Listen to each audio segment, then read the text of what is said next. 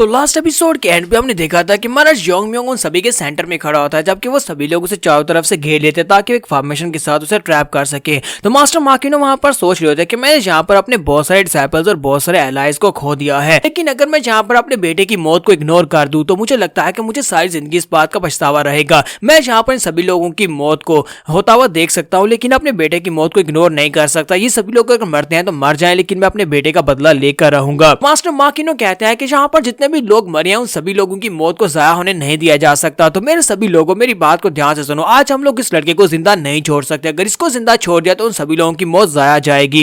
Yong Mueang जो होता है वहां पर सेंटर में खड़ा सोच रहा होता है कि ये लोग यहाँ पर किसी स्पेशल फॉर्मेशन को यूज कर रहे हैं, जिसे ये जार्जन फॉर्मेशन का नाम दे रहे हैं। मुझे अब यहाँ पर अपनी ट्रेनिंग याद आ गई। जब मैं मास्टर वुनजिन के साथ ट्रेनिंग कर रहा था तो वो सभी लोग बिल्कुल ऐसे मेरे साथ अटैक कर रहे थे, और उस वक्त मैंने स्पेशल टेक्निक जिसका नाम फ्रेंजी डांस था उसको यूज किया था। तो मुझे लगता है कि मैं शूरिकेन फ्रेंजी डांस को यहाँ पर दोबारा यूज कर सकता हूँ, लेकिन मुझे लगता है कि इस बार उसे पहले से बेहतर तरीके से परफॉर्म करना होगा। और इसी के साथ ही हमारा योंग म्योंग जो होता है वहां पर बीच से गायब हो जाता है। वो सभी देखने वाले काफी हैरान होते हैं और कहते हैं कि वो लड़का कहां पर चला गया, वो अचानक से गायब हो गया, वो सामने नहीं है। सभी लोग अलर्ट रहो, एक दूसरे की तरफ देखो। वो सभी लोग एक दूसरे की तरफ देख रहे होते हैं साइडों के ऊपर, लेकिन हमारा योंग म्योंग उन्हें कहीं पर भी दिखाई नहीं देता। इसी के साथ ही हमारा योंग म्योंग जो होता है उन सभी के सेंटर में होता है, यानी कि उनकी जो सेकंड लेयर होती है उसके सेंटर में होता है। वो कहते हैं कि वो कहां पर है। जब उनमें से चलाकर कहने लगता है वो यहाँ पर है, इसी के साथ उस बेचारे की गर्दन कट जाती है, और साथ ही वहां पर जितने बाकी के होते हैं उन सभी लोगों की भी गर्दनें कटनी शुरू हो जाती है, जहां तक उनके चेहरों के ऊपर बहुत सारे कट्स लग रहे होते हैं। योंग म्योंग जो होता है एक साइड की लाइन में से आधे लोगों को बड़ी आसानी से काट देता है। उन सभी लोगों की बॉडी के टुकड़े टुकड़े वहां पर ग्राउंड के ऊपर पड़े होते हैं, बहुत सारा खून वहां पर छींटे उड़ रहे होते हैं,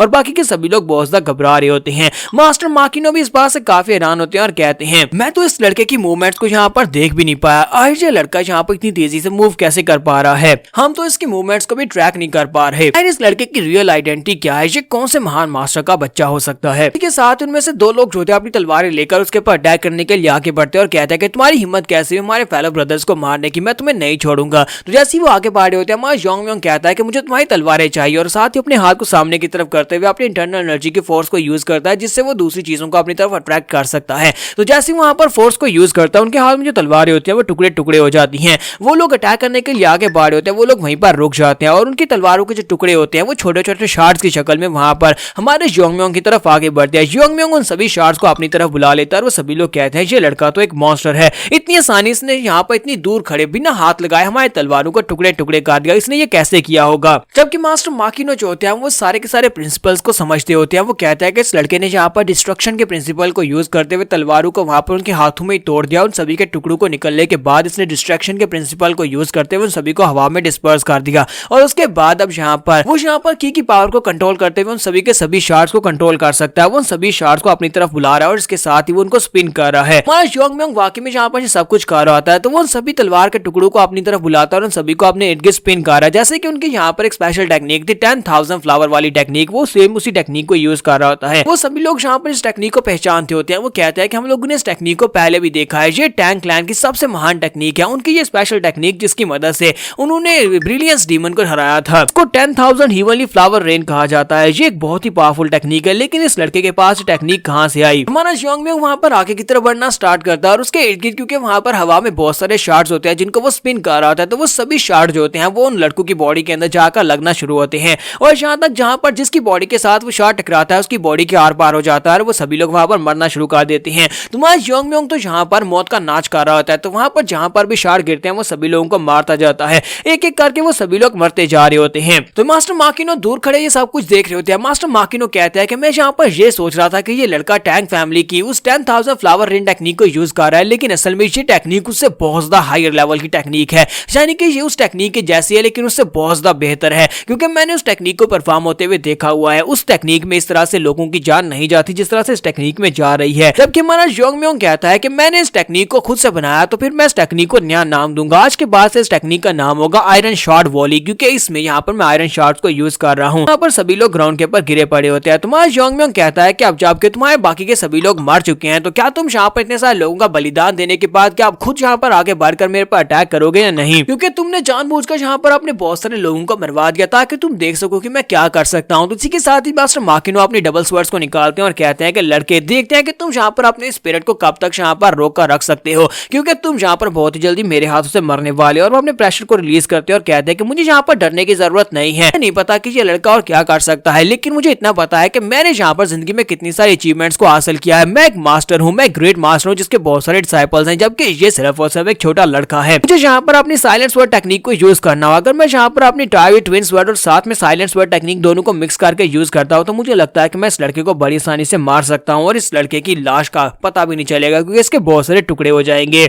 योंग म्योंग से कहता है कि मैं ये वाली लाइन तो पहले भी सुन चुका हूँ कि तुम यहाँ पर मेरी बॉडी के टुकड़े करने वाले हो। और इसी के साथ ही माकिनो उसके ऊपर अटैक करने के लिए आगे बढ़ते हैं और बड़ी तेजी के साथ डबल स्वॉर्ड को यूज करते हैं उसके ऊपर अटैक करने के लिए उसके करीब पहुंच जाते हैं। तो जब वो अपनी तलवार लेकर हमारे योंग म्योंग के करीब पहुंचते हैं वो अपनी जगह के ऊपर से हिलता भी नहीं और वहीं पर खड़े खड़े वो अपनी डैगर को बाहर निकालता है। उसके पास उसका शार्प ब्लेड होता है तो वो उस ब्लेड को सामने करता है। दूसरी तरफ से मास्टर माकिनो जो होता है वो चिल्लाते हुए दहाड़ते हुए उसके ऊपर अपनी तलवार से अटैक कर देते हैं। जैसे वो उसके ऊपर अपनी स्पेशल टेक्निक यानी साइलेंट स्वर्ड और डबल स्वर्ड के साथ उसके ऊपर अटैक करते हैं। दूसरी तरफ से हमारा योंग म्योंग अपने स्पेशल टेक्निक को यूज करता है जिसका नाम आर्क स्वर्ड डांस होता है। वो उस मूव को यूज करता है और साथ ही वहां पर जमाइयां ले रहा होता है जैसे कि वो इस फायर से बहुत ज्यादा बोर हो रहा है और उसे यहाँ पर बिल्कुल भी दिक्कत नहीं हो रही मास्टर के दूसरे मूव्स को ब्लॉक करने में। अपने ब्लेड को वो बड़ी आसानी से वहां पर घुमा रहा होता है तो मास्टर कहते हैं ऐसा कैसे हो सकता है। फिर साथ ही वो साइलेंट स्वर्ड वाली टेक्निक को यूज करते हैं। उसकी फाइनल स्ट्राइक को यूज करते हुए हमारे योंग म्योंग के ऊपर अटैक करते हैं। जब वो योंग म्योंग के ऊपर फाइनल स्वर्ड के साथ अटैक करते हैं तो हमारे योंग म्योंग अभी भी अपने डैगर को सामने करते हुए बड़ी आसानी से उनके अटैक को ब्लॉक कर लेता है। मास्टर माकिनो पीछे की तरफ हटते हैं, लंबे लंबे सांस ले रहे होते हैं और कहते हैं कि ऐसा कैसे हो सकता है, ऐसा कैसे हो सकता है कि तुमने मेरी दो टेक्निक जिनको मैंने आपस में ब्लेंड किया हुआ है उन दोनों को यहाँ पर ब्लॉक कर लिया, वो भी सिर्फ और सिर्फ एक छोटे से ब्लेड के साथ। तुम्हें पता भी है कि मैंने यहाँ पर कौन सी टेक्निक को यूज किया है। मैंने यहाँ पर शैडो टेक्निक और साथ में ट्विन स्वर्ड टेक्निक और साथ में साइलेंट स्वर्ड टेक्निक को यूज किया है। योंग म्योंग से कहता है कि मुझे लगता है कि ये तुम्हारे लिए बहुत ही बड़े बैड लक की बात है कि तलवारबाजी में मेरा मुकाबला कोई नहीं कर सकता क्योंकि कभी मैं एक स्वर्ड गार्ड हुआ करता था और तलवारबाजी की टेक्निक तो मेरे सामने कुछ भी नहीं है। जब तुमने यहाँ पर अपनी तलवारबाजी की टेक्निक को रिलीज करते हुए मेरे पर अटैक करने के लिए आगे बढ़ रहे थे उसी वक्त मुझे पता चल गया था कि तुम्हारी तलवारबाजी का फ्लो कहाँ पर है। मुझे तुम्हारी टेक्निक के सारे फ्लॉज के बारे में पता चल चुका था, वजह से तुम्हारे अटैक्स को ब्लॉक करना मेरे लिए बहुत ज्यादा आसान है। इसी के साथ ही हमारे योंग म्योंग से कहता है कि अच्छा मैं तुम्हें दिखाता हूँ कि यहाँ पर तुम कौन सी टेक्निक को यूज कर रहे हो। इसी के साथ हमारा योंग म्योंग सेम उसकी साइलेंट स्वर्ड टेक्निक को रिलीज करता है। जब वो उसकी टेक्निक को रिलीज करता है अपने छोटे डैगर के साथ तो मास्टर माकिनो बहुत ज्यादा हैरान होकर उसे कहते हैं कि ऐसा कैसे हो सकता है कि तुमने यहाँ पर साइलेंट स्वर्ड टेक्निक को कैसे यूज कर लिया, वो भी सिर्फ और सिर्फ इसको देखकर। हमारा योंग म्योंग से कहता है कि क्या तुम्हें लगता है कि इस टेक्निक को कॉपी करना बहुत ज्यादा मुश्किल है। मुझे तो ऐसा बिल्कुल भी नहीं लगा क्योंकि तुम्हारी तलवार के अंदर से सिर्फ और सिर्फ किलिंग इंटेंट ही तो निकल रहा था और मुझे बस यहाँ पर उसको कॉपी करना था और मेरा किलिंग इंटेंट तुम्हारे किलिंग इंटेंट से ज्यादा पावरफुल है। मास्टर माकिनो और भी ज्यादा हैरान हो जाते हैं और कहते हैं कि ऐसा नहीं हो सकता, ऐसा बिल्कुल पॉसिबल नहीं है। मैंने इस अल्टीमेट ट्विन स्वर्ड टेक्निक को मास्टर करने में इतने साल लगा दिए जबकि इस लड़के ने यहाँ पर सिर्फ और सिर्फ एक ही बार मुझे देखकर इस टेक्निक को कॉपी कर लिया। आखिर ऐसा कैसे हो सकता है कि ये लड़का इतनी आसानी से इस टेक्निक को कॉपी कर सकता है। जबकि हमारा योंग म्योंग अभी वहां पर अपने डैगर की तरफ देख रहा होता है और देख रहा होता है कि इस टेक्निक में इतना भी क्या खास था जिसके बारे में ये इतनी ज्यादा बढ़ा चढ़ाकर बातें कर रहा था कि मैंने इसको कैसे मास्टर कर लिया। तो यहाँ पर हमारी एपिसोड 20 का एंड करेंगे और नेक्स्ट एपिसोड में देखेंगे कि हमारा योंग म्योंग मास्टर माकिनो को कैसे मारेगा। तो एपिसोड की एक्सप्लेनेशन अच्छी लगी हो तो कमेंट करके जरूर बताइएगा। वीडियो को लाइक और शेयर करना मत भूलिएगा। Thank you.